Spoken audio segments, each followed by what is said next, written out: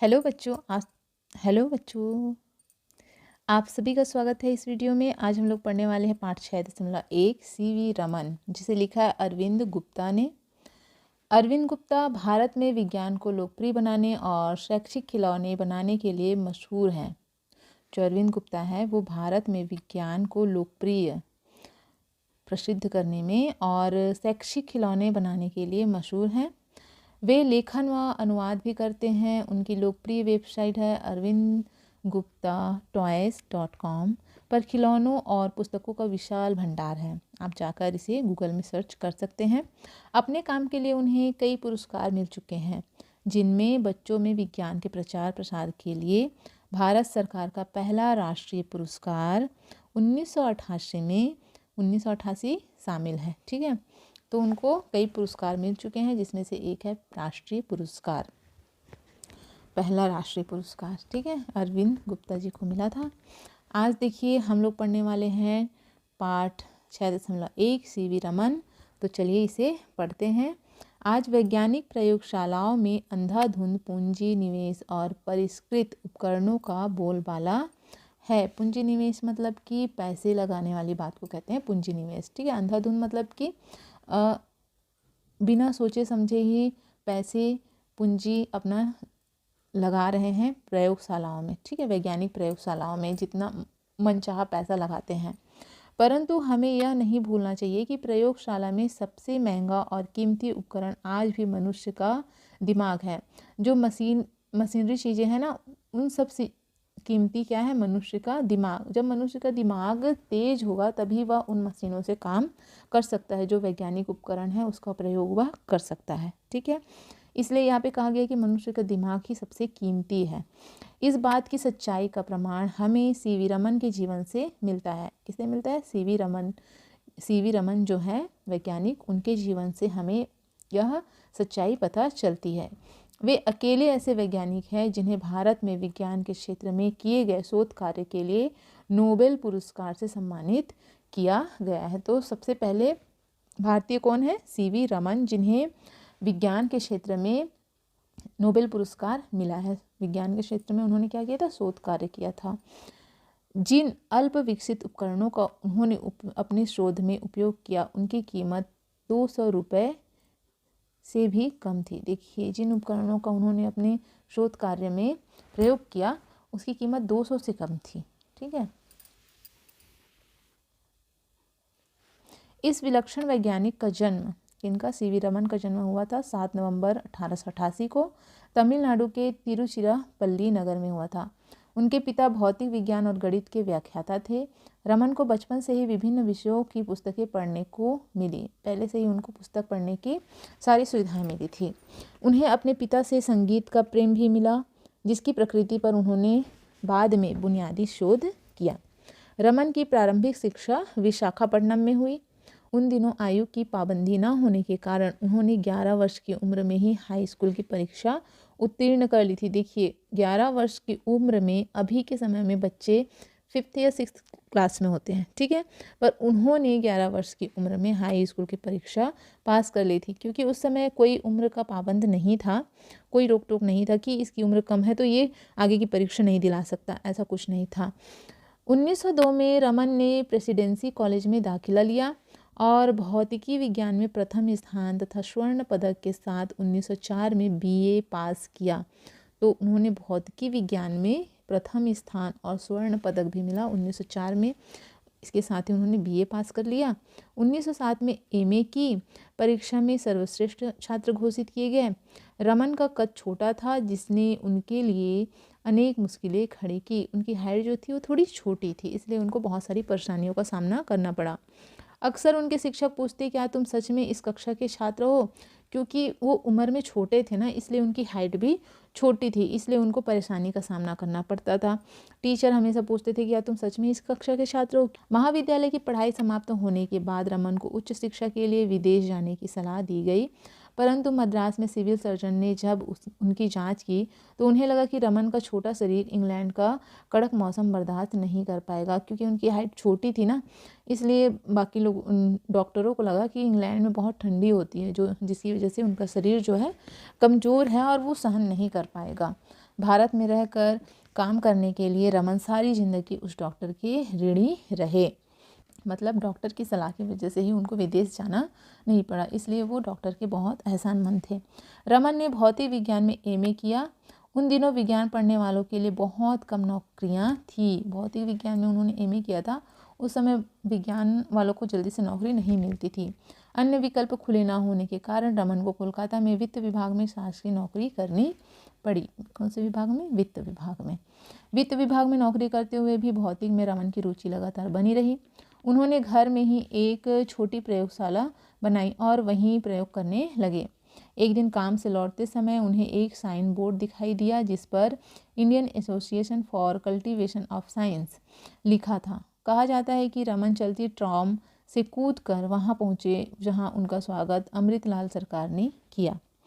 इनके पिता महेंद्र लाल सरकार ने भारतीय विज्ञान का प्रसार करने के लिए 1876 में इस संस्था की स्थापना की थी।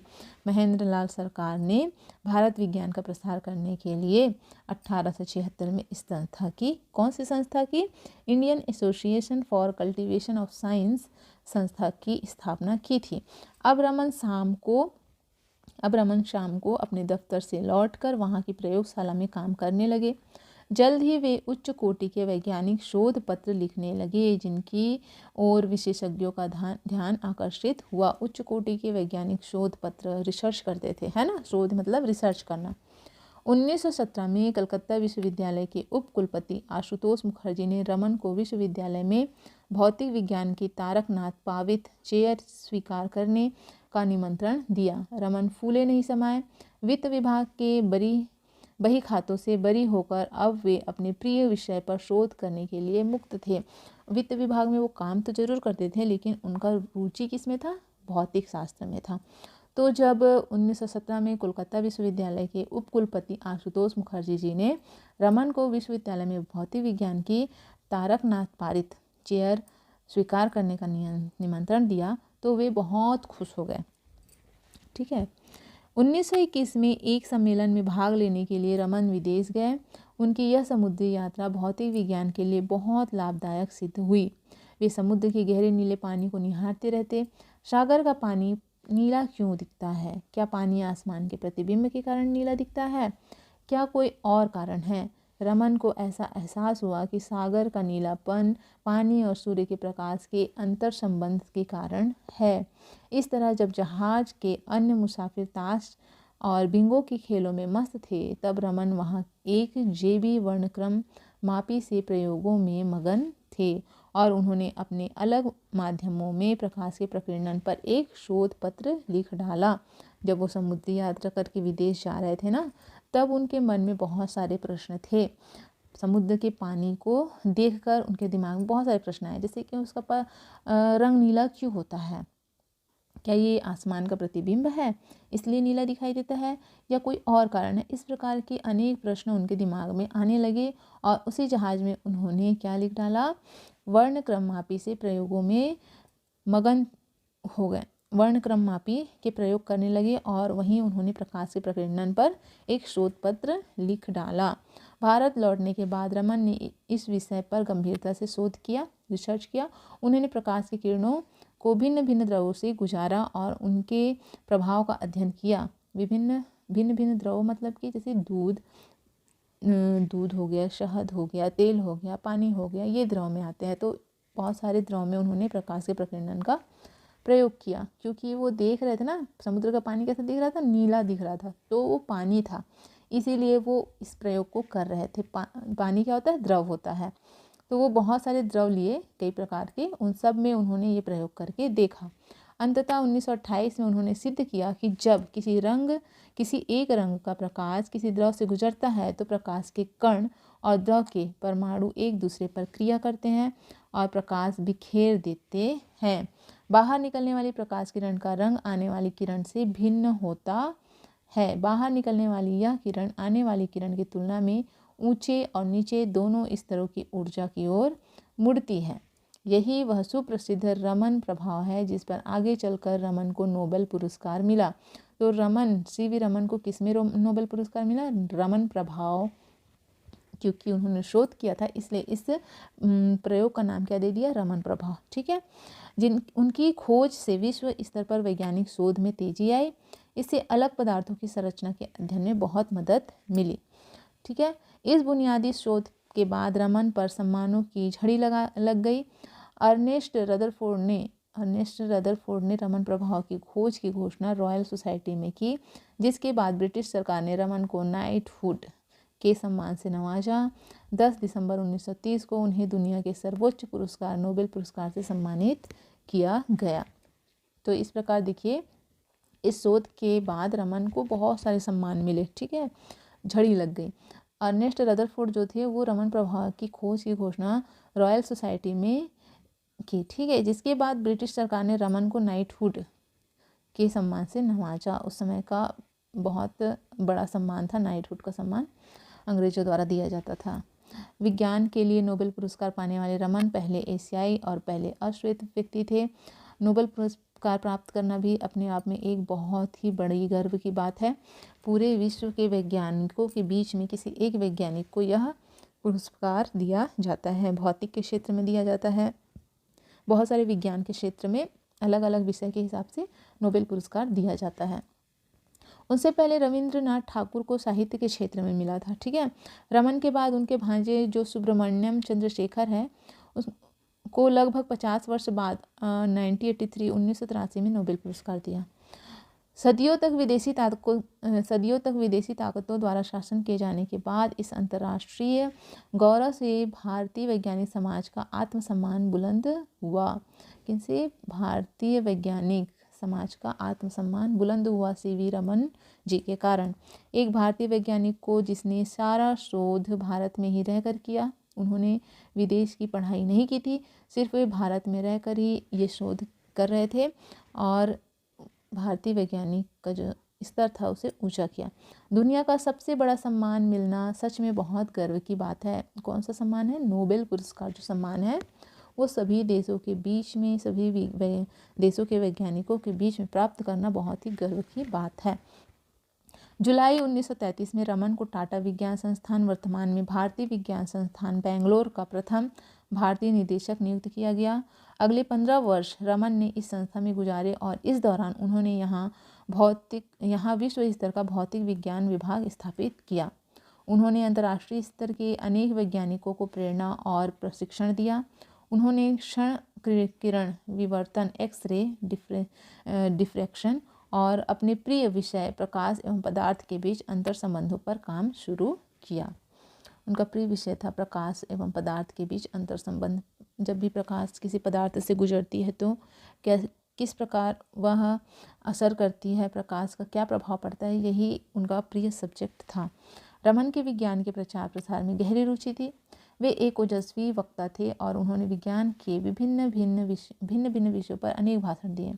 उन्होंने विज्ञान के क्षेत्र में काम करने के आनंद तथा समाज के उत्थान में उसकी मुख्य भूमिका पर बल दिया। विज्ञान का जो समाज के उत्थान में स्थान है उस पर उन्होंने मेन फोकस किया। अपने लोकप्रिय व्याख्यानों में वे गूढ़ विषयों को सरल और अत्यंत रोचक रूप में प्रस्तुत करते थे, जिसे वे प्रदर्शन कहते थे। क्या कहते थे? प्रदर्शन। बहुत ही रोचक और सरल शब्दों में वो प्रदर्शन करते थे ताकि लोगों को विज्ञान सरल भाषा में समझ में आ जाए।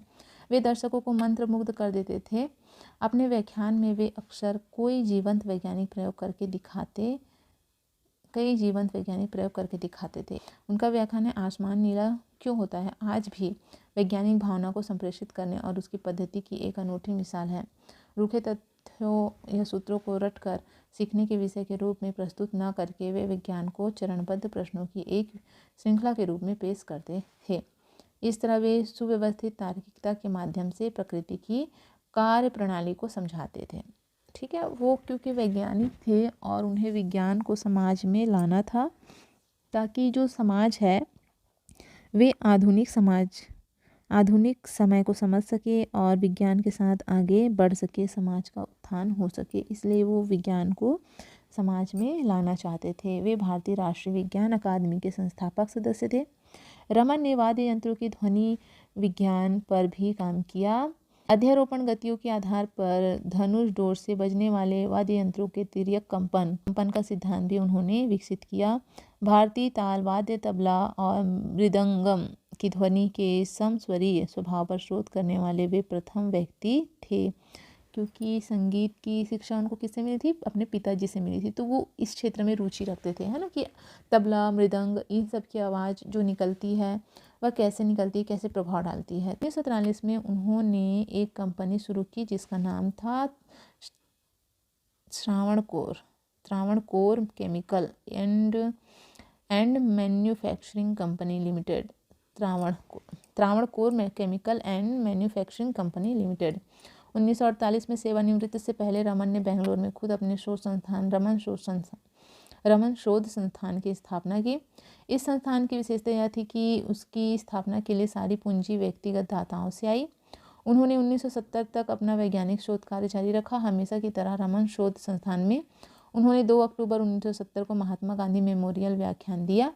इसके बाद वे बीमार पड़ गए और 21 नवंबर को उनका देहांत हो गया।